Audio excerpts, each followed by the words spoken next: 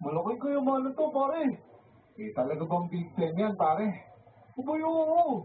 Kung di nga lang na-disgrasya si Marvin siguro ngayon multimillionaire na ako. Aba, baka puro yabang lang yan, ha? Abay, totoo to, pare. Ito yung patunay, oh. Mula sa kanyang maliit na bagay, inilabas ni Biboy ang isang ginpong kutsara at ipinakita yan kay Danny. Isang bagay na ikinagulat ni Danny.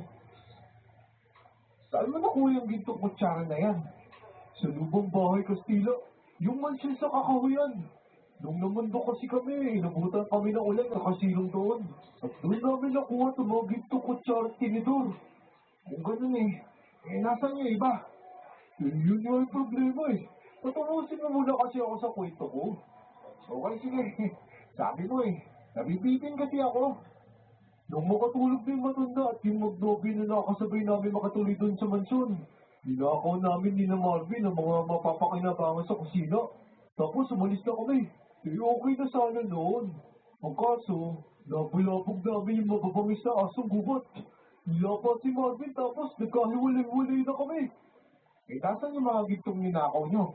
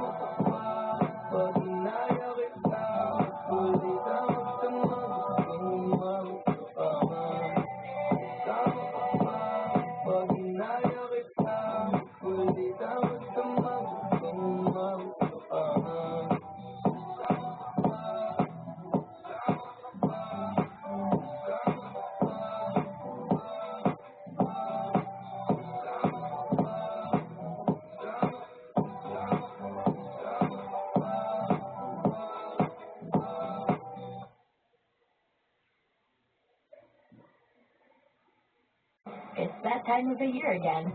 Spotify Wrapped season is here.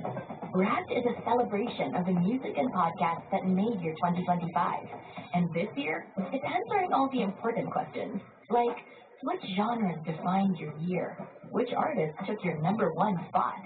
And which club do you belong to, based on your listening? Open your 2025 Wrapped for more stories and even more surprises. Happy Wrapped!